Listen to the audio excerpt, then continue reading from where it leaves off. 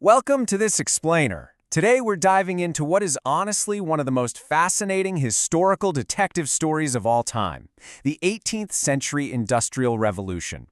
This was the period that fundamentally rewired human history, literally giving birth to the mechanized, prosperous world we all live in today.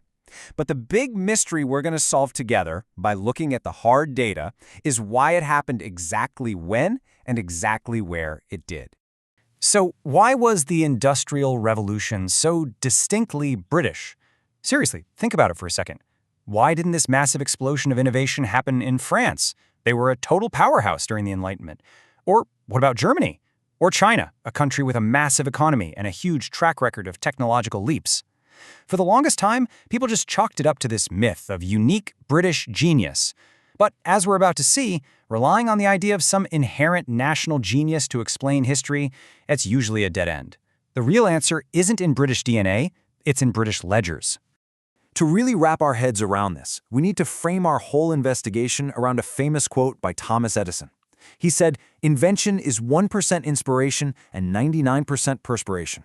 Now, the inspiration part, that sudden flash of a brilliant idea, that can happen literally anywhere. But the perspiration, that's the grueling, everyday grind of research and development. R&D takes a ton of time. It takes materials, and most importantly, it takes money. And businesses are only going to spend that money if there's a massive, undeniable financial incentive waiting for them at the finish line. All right, let's jump straight into Section 1, the clues, high wages and cheap coal. Let's start our investigation by looking at the hard empirical data of the 18th century economy. If we track the nominal wages of laborers around the world, measuring them in grams of silver, the data shows an absolutely incredible divergence. During the Middle Ages, wages globally were pretty tightly clustered. But as we move toward the 18th century, the numbers for London just soar completely off the charts. British wages skyrocketed far, far above their competitors in places like Paris, Vienna, and Beijing. Thanks to booming international trade and imperial expansion, Britain had become this exceptionally high-wage economy.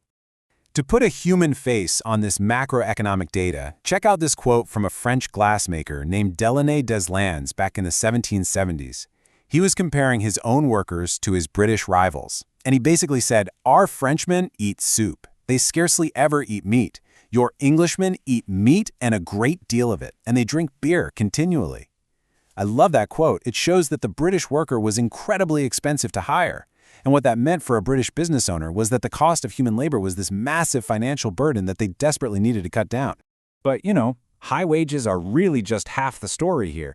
When we analyze the price of energy in the early 1700s, specifically in a place like Newcastle, which was sitting right on top of Britain's vast coal deposits, the energy costs are practically non-existent compared to Amsterdam, Paris, London, or Beijing.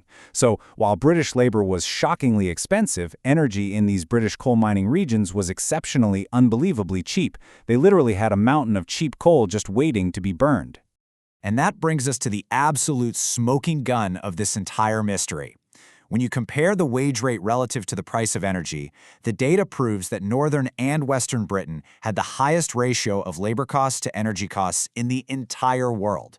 It wasn't even close. Labor was vastly, vastly more expensive than fuel. Which leads us to Section 2, the motive, the economics of invention. With our clues in hand, let's uncover the motive. How did these extreme prices create the perfect incentive? Well, let's put ourselves in the shoes of two different business owners back then.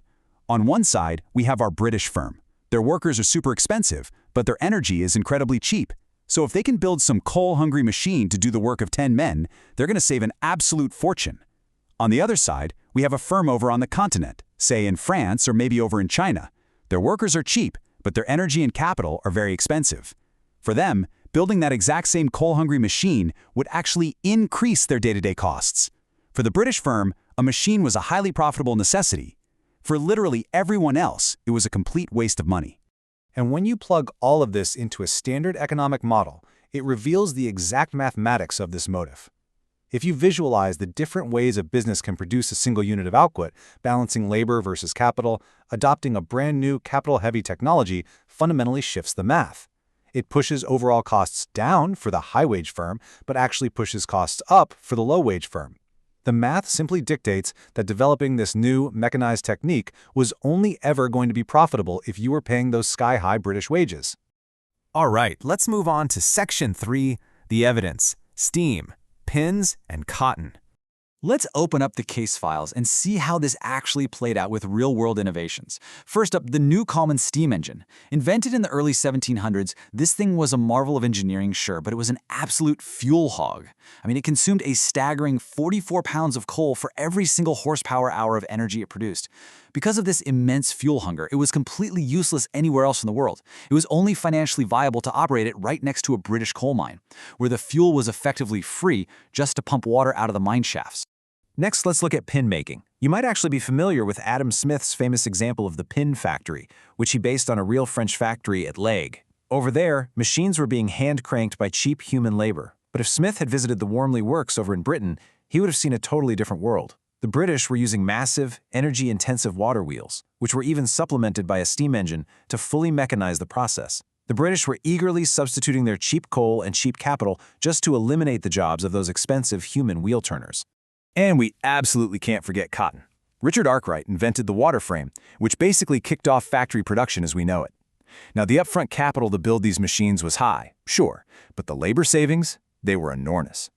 Because British wages were so crazy high, an Arkwright mill operating in Britain enjoyed a massive 40% annual rate of return on investment. If you took that exact same mill, picked it up, and built it in France where labor was cheap, the estimated return was only a measly 9%. This just further proves that the massive financial motive was entirely unique to Britain. But hey, the story doesn't just end there. If we trace the trajectory of micro-improvements over time, we see that once the British invented these machines, they didn't just pat themselves on the back and stop. No, they engaged in continuous local R&D. Over decades, engineers tweaked, tuned, and improved the machines, systematically saving on all inputs, both capital and labor. Slowly but surely, the technology became more and more efficient until it crossed a critical threshold. So we can really boil this whole process down into 3 simple takeaways.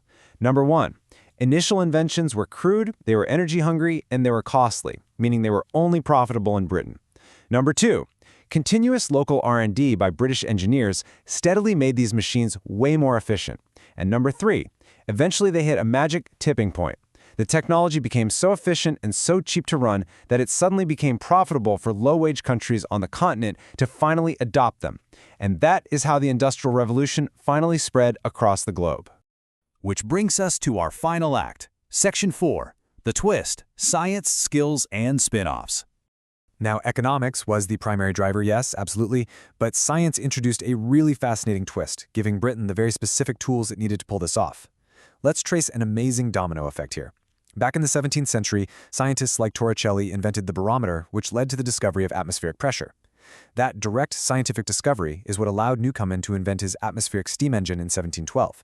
Meanwhile, brilliant minds like Christian Huygens and Robert Hooke were solving complex timekeeping issues, leading to the invention of the balance spring in 1675. That specific invention launched a massive consumer watch industry in Britain. Now you might be asking, how on earth does a pocket watch connect to a massive industrial cotton mill in the 1780s? Well, it all boils down to one word: clockwork. To build precise watches, the British had to invent specialized machines that could mass-produce small, standardized, refined gears out of brass and iron. When Richard Arkwright needed to build his massive, highly complex cotton spinning machines, he didn't just use crude wooden pegs, he used clockwork. And because Britain had this thriving, high-wage middle class that loved buying pocket watches, areas like Lancashire had a massive surplus of highly skilled watchmakers. Arkwright literally hired these clockmakers to build the precise gears for his water frames. It was an absolutely brilliant technological spin-off. So, bringing it all back to our core formula one last time. High wages plus cheap coal equaled an irresistible incentive to mechanize. Britain's early success in global trade created a uniquely prosperous, high-wage society. That booming city population demanded cheap fuel, which led to the exploitation of massive coal reserves. And it was that highly unique combination that made it wildly profitable to spend the time, the sweat, and the money to develop these labor-saving, energy-hungry machines. Extreme economic pressures, fully supported by a highly skilled workforce and scientific curiosity, literally forced the invention of the Industrial Revolution. Which leaves us with a final, really provocative thought. We've used this historical detective framework to decode the 18th century. But look at the world we live in right now. If extreme factor prices, the high cost of one thing and the cheap abundance of another, drove the single greatest technological leap in human history, what economic pressures do you think are driving the technologies of tomorrow? What is our expensive labor today, and what is our cheap coal? Something to think about. Thanks for joining me, and I'll catch you on the next explainer.